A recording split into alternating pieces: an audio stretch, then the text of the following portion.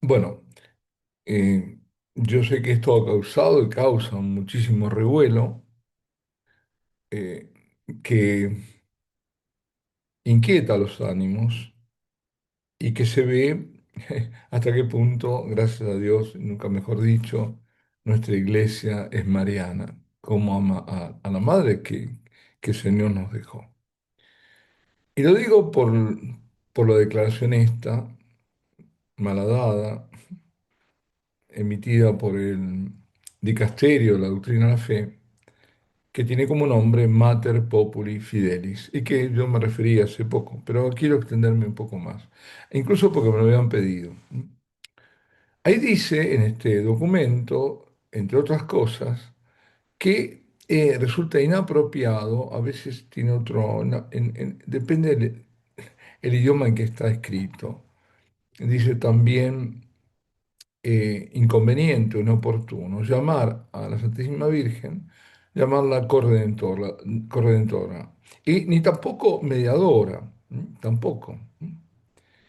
Pues esto no puede ser considerado documento magisterial y por tanto no puede obligar mínimamente a los fieles a respetarlo, porque ese documento no respeta el magisterio anterior, incluso de recientes papas, y de varios papas, y de recientes. ¿Mm?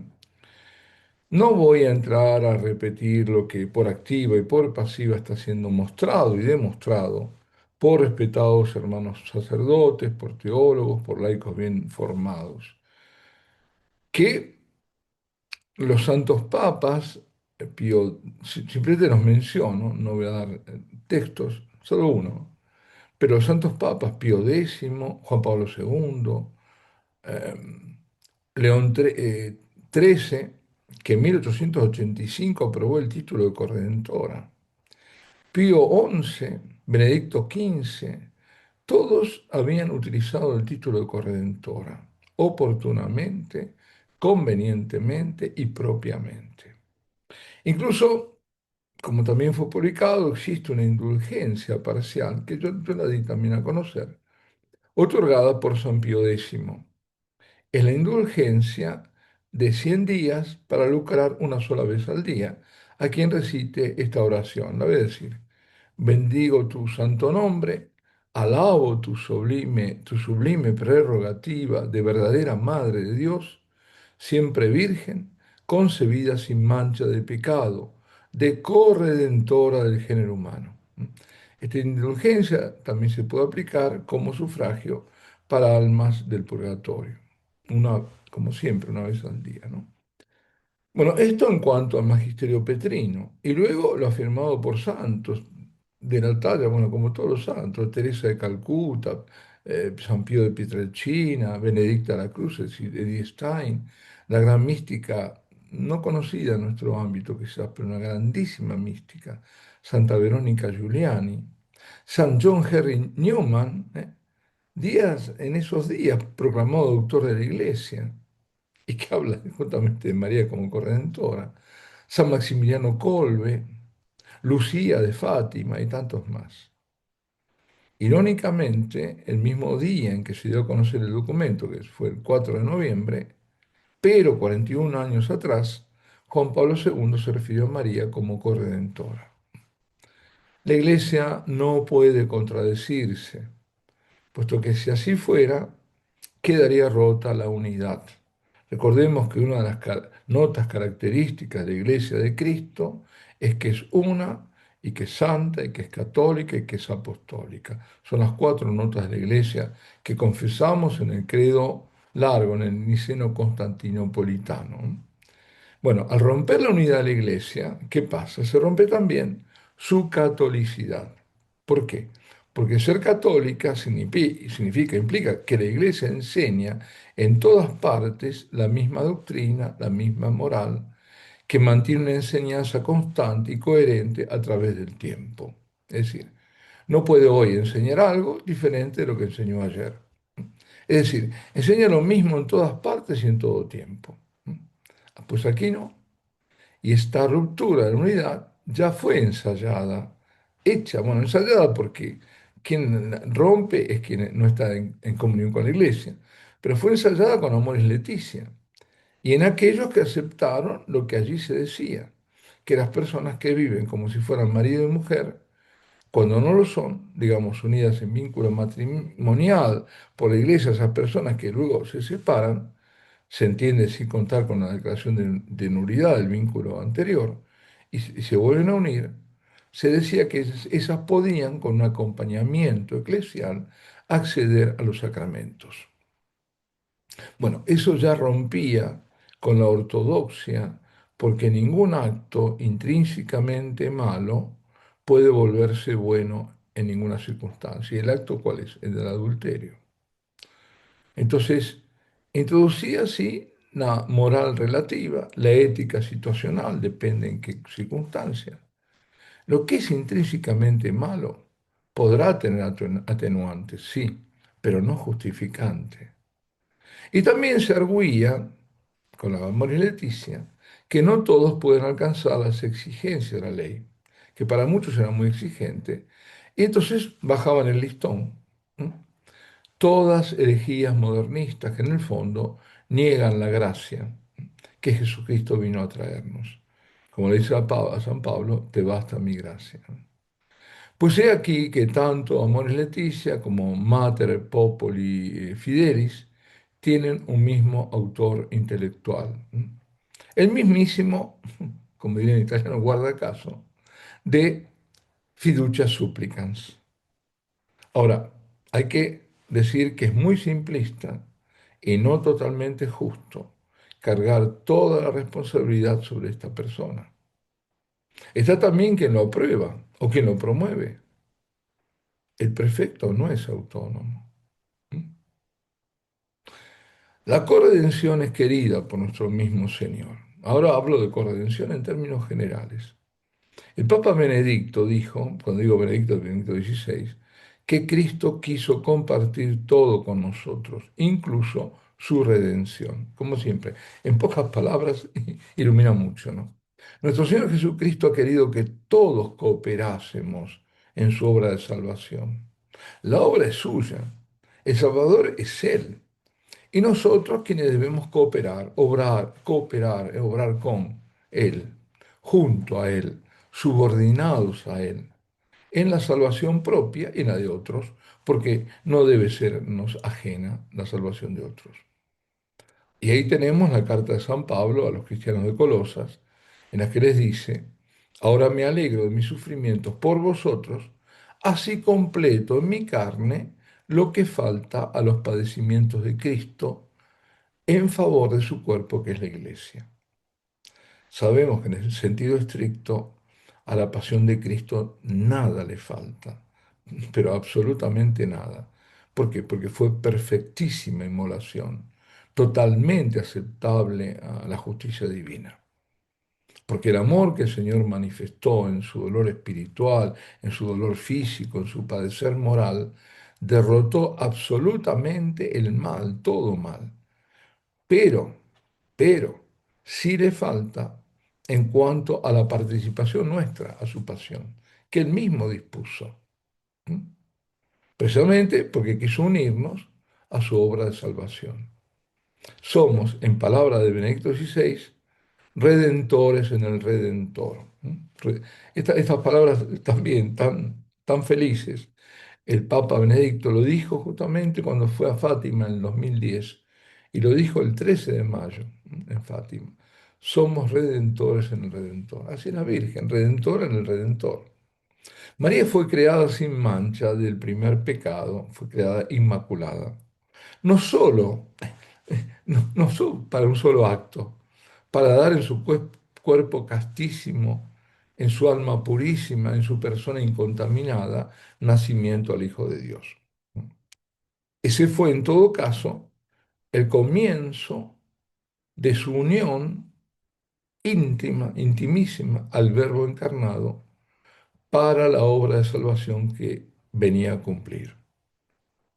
Participación única la suya, porque en la humildad de la esclava del Señor, inmaculado se mantuvo su corazón y perpetua su virginidad.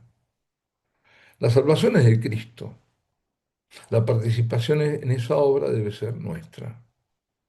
A su iglesia, Él le confía la mayor acción salvífica en la tierra, puesto que en ella dispuso todos los medios de salvación, fundamentalmente y principalmente los sacramentos. El sacerdote que absuelve tus pecados o mis pecados está colaborando con la redención.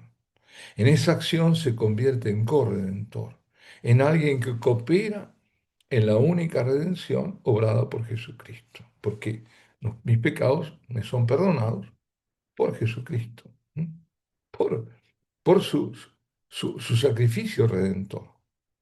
La Virgen Santísima, por ser inmaculada, tenía todo para ofrecer.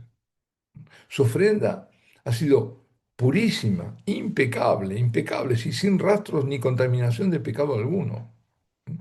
Perfecta. Ninguna otra criatura podría, y podía, ni podrá jamás dar todo de sí en sacrificio perfecto a Dios. Nadie. Ella sí. Es decir, no tenía nada que purificar de ella. Durante su vida, en especial en la cruz, cuando el Hijo consumaba su sacrificio al Padre, ella se unía al de su Hijo, con la espada de dolor que le atravesaba el alma. Es decir, era la muerte espiritual, ¿no? Es como una muerte en el espíritu. Se ofrecía a sí misma, ofrecía el Hijo al Padre. Ahora, ¿cómo no va a ser corredentora?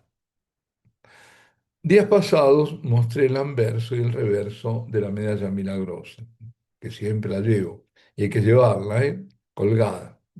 Bueno, esta medalla que el cielo nos regaló, porque fue regalado desde el cielo, la Virgen la mandó a acuñar, aquí está, ¿no es cierto?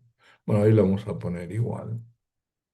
Pues digo, esta medalla eh, se llama milagrosa por los millones y millones de milagros que le fueron atribuidos. Y compendia verdades de fe, antes aún que fueran reconocidas dogmáticamente. En el anverso se ve a la Virgen como la mujer del Apocalipsis, con 12 estrellas, derramando gracias. Salen de sus manos, de unos anillos salían como luces, ¿no? Las gracias. Y se lee en la inscripción, oh María sin pecado concebida, rogad por nosotros que recurrimos a vos. Se la reconoce como la que fue concebida inmaculada, sin pecado concebida. Y además como nuestra intercesora, nuestra abogada, rogad por nosotros. Esto de decir que es sin pecado concebida, ¿eh? Que fue concebida inmaculada, esto fue 24 años antes de la proclamación del dogma de su inmaculada concepción. Y 28 años antes de la confirmación del dogma en Lourdes, cuando se aparece la Virgen como yo soy la Inmaculada Concepción. La imagen de la Virgen es la de dispensadora de gracias y al mismo tiempo, como digo, mediadora de todas las gracias. Otro título que para ese desventurado documento es un título inoportuno. Esto es increíble. Este título fue reconocido desde hace 4 siglos, cuando así lo hizo el Papa Benedicto XIV. En el reverso de la medalla se ve entrelazados la cruz y la M de María. ¿Mm? Y la M de María y la cruz de Cristo. Y los corazones de María y de Cristo traspasados, en alusión de unión de sacrificios en el mismo momento de la cruz. Es una clara alusión a la corredención de María, que es el dogma que tendrá que venir. Vemos que aquí no va a ser, no va a ser aquí, no va a ser. ¿Eh? También eso nos dice mucho. Esta medalla se remonta a las apariciones a Santa Catarina Labouré de 1830. La Virgen le mostró cómo debía ser la medalla que mandaba acuñar. Y el confesor, padre Aladel, parece que no estaba totalmente convencido de lo que le decía la monja y retrasó un par de años en cumplir con el pedido de la Virgen. Fíjense esto. En febrero de 1832, 2 años después, hay en París una terrible epidemia de cólera que va a producir más de 20.000 muertos. En junio de ese año, las Hijas de la Caridad, de la comunidad a la que pertenecía Santa Catalina, empiezan a distribuir las primeras 2.000 medallas. A partir de ahí empiezan las curaciones numerosas, protecciones, conversiones. Bueno, ni hablemos de la conversión del judío, Alphonse de Ratisbonne, ¿no? Banquero judío, dice la familia de Rothschild, y que termina en un momento ahí en Sant'Andrea de Frate, en Roma, hay un paso de, de la Plaza de España, se le aparece la Virgen, ahí, la Virgen de la Medalla Milagrosa, porque él había hecho una apuesta y tenía la medalla milagrosa, aunque no creía para nada, ¿no? Sin embargo, y ahí, bueno, dejó todo porque estaba por casarse y se hizo sacerdote y fundó con su hermano también sacerdote Nuestra Señora de Sion, la comunidad, esa que tiene como carisma la unión con el pueblo judío, ¿no? Y rezar para la conversión del pueblo judío. Bueno, me estoy yendo, no quería irme tanto. Bueno, lo que quiero decir es que esta medalla era milagrosa. El propio pueblo de París lo califica milagrosa por los milagros que producía. 4 años después, 1834, había 500.000 medallas. En 1835, 5 años después, más de 1.000.000 en todo el mundo. Y en 1839 había más de 10 millones de ejemplares. Y a la muerte de Sor Catalina, dicen, que fue en 1876, se cuentan con más de 1.000.000.000 de medallas. La que era tremenda, bueno, plantaba las medallas milagrosas por todos lados, era la Santa Teresa de Calcuta, ¿no? Entonces, esta es la realidad. Eh, Ahí, la medalla milagrosa, ¿por qué hablo tanto de la medalla milagrosa? Porque, es decir, ahí ya aparece. María es corredentora, esto no quepa ninguna duda, pero vuelvo al inicio. Y el inicio es este. Esto no puede ser considerado como un documento magisterial, por la sencilla razón que va contra toda la tradición y el magisterio anterior. Así que paz en los corazones y María Corredentora ruega por nosotros.